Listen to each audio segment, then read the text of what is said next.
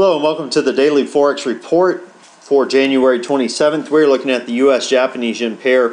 This pair pulled higher, hit previous areas of resistance and pulled back to close. Overall moving sideways. Look for this pair to potentially go as high as 83.83, possibly as low as 81.61.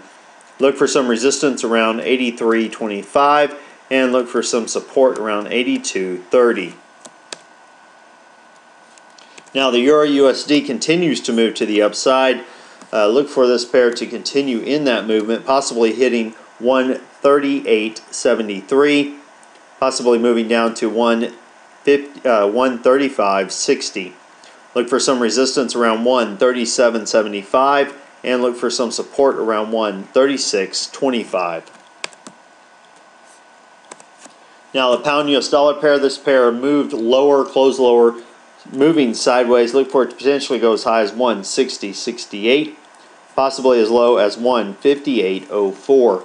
Look for some resistance around 160.15 and look for some support around 158.35. Now the US Swiss, this pair closed higher today, did break previous support but did pull up higher and close higher. Look for this pair to continue having a bias to the downside, although it is starting to move sideways. Look for it to potentially go as high as 0.9556, possibly as low as 0.9329. Look for some resistance around 0.9500 and look for some support around 0.9380. Now, as far as news announcements go, we have the U.S. releasing their gross domestic product for the fourth quarter at 8:30 a.m. Eastern Time. Consensus on this is that it's dropped from 2.1% to 1.7% in the fourth quarter. Year to date, they're showing an increase from 2.6% to 3.5%, which, as far as year to date, would be good news. Of course, the last quarter would be negative news. Now, what are we looking for during this next week, or during this next session, rather? This pair has been moving sideways for a good while. We do have the potential. These two lows. If this low was a little bit shorter, we'd have a swing trade opportunity. I don't think that's what we're looking for now.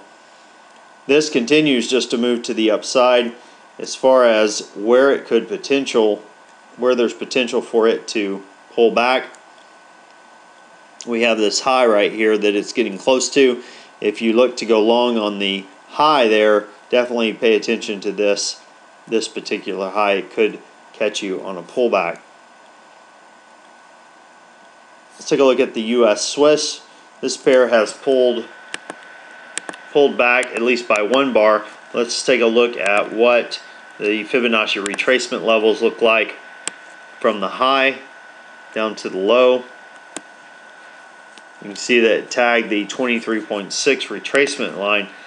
Using the Fibonacci fan, we have a potential for a trade. Let's see if it see what this looks like. Maybe Monday, depending on what kind of movement we get during this next session. If this were to break out to the upside, we could grab that quick little scalp there. Basically, on this trade, you're looking to grab this box of profit.